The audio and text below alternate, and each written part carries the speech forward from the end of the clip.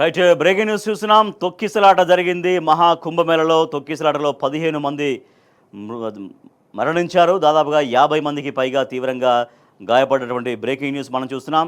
మహా కుంభమేళకు కొన్ని లక్షలాది మంది హాజరవుతుంటారు. దేశ విదేశాల నుంచి వస్తుంటారు మహా కుంభమేళలో.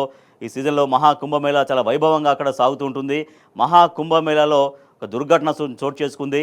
చాలా లక్షలాది మంది భక్తులు మహా కుంభమేళకు వస్తుంటారు కాబట్టి సరే ఆ కుంభమేళలో అపశృతి చోటు చేసుకోవడంతో దాదాపుగా 15 మంది మరణించారు. దాదాపుగా 50 మందికి పైగా తీవ్రంగా గాయాల పాలైనట్టుగా సమాచారం తెలుస్తోంది.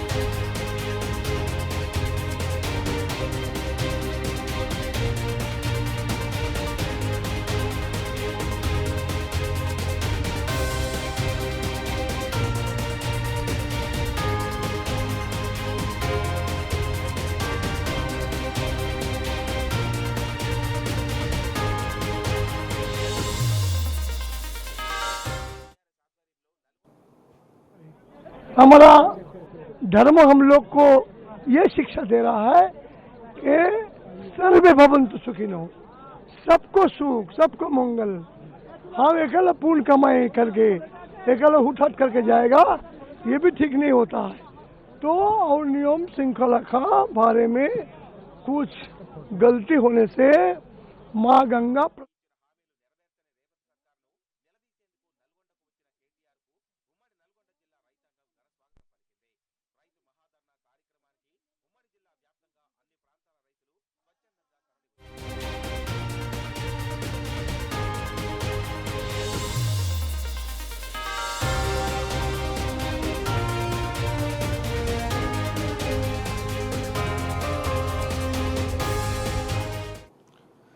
రైట్ మహా కుంభమేళలో అపశృతి జరిగింది. ఇవాళ మౌని అమావాస్య కావడంతో భక్తులు అక్కడికి భారీ స్థాయిలో స్నానఘట్టాల దగ్గరికి వచ్చారు. అక్కడ ఒక్కసారిగా తోపులాట జరిగింది. అది తొక్కిసలాటకు దారితీసి 15 మందికి పైగా మరణించడం, 50 మందికి పైగా తీవ్రంగా గాయపడడం అనేది ఒక విషాదకరమైన వార్త మనం చూస్తున్నాం.